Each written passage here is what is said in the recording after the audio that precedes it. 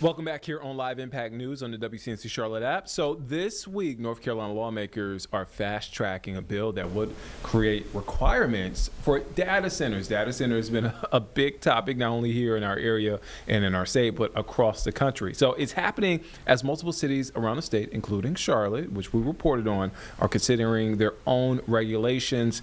WCNC Charlotte's Julie Kay is here covering all things politics because this does now venture into the world of politics. Data centers. Politics. Everything is political these days.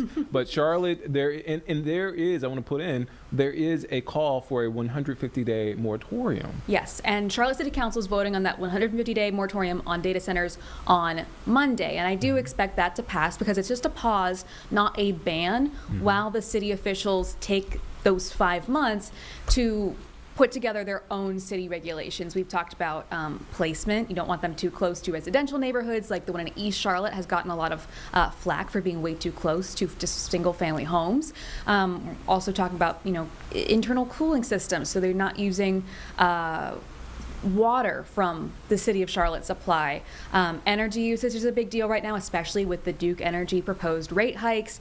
So those are some of the things that we might expect to see when those city of Charlotte regulations are unveiled in the next couple of months, assuming this moratorium passes. At the same time, a state bill now is trying to do very similar things, but given the fact that it is at the state level, there's other provisions in there as well that are kind of making things a bit complicated. So it would do some of those same things I mentioned of requiring cooling systems and requiring developers to examine noise pollution on schools and homes nearby. It also, though, requires fast-tracking new nuclear plants for Duke Energy. And that's where some disagreement is coming across the aisle, because a lot of this seems like pretty straightforward. It's not banning data centers, it's just, smart development.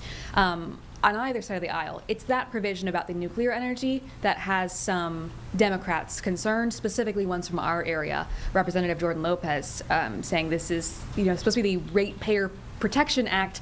He doesn't feel comfortable, he said, with that name, given that provision. And there's a lot going on with Duke Energy overall right now, to put it lightly. And so that's where we're at right now. The House passed that bill on Wednesday. It has to go back to the Senate with some changes the House made. And if it doesn't pass in that form in the Senate, it goes back to committee. So there's still a lot of time before we see potentially solid movement on it, but there is a lot going on for sure. Yeah, I was just about to ask you the likelihood, but I guess we'll find it out. Question mark, yeah. Question mark. Julie, when can folks catch your story? We'll have this on today at 4 and 5, and of course we'll be back at Charlotte City Council on Monday because it's a big day. Walker and I are both going to be there. He'll be covering data centers, and I'll be on the city budget, which is supposed to be voted on that day as well. Yeah, we're heading into summer and things are heating up. It doesn't get less busy for Julie Kay. Never. So there you go, Julie Kay covering all things politics. Julie, thank you for your time. Thank you. Let's head to break. We'll be back here in just 2 minutes here on Live Impact News on the WCNC Charlotte app.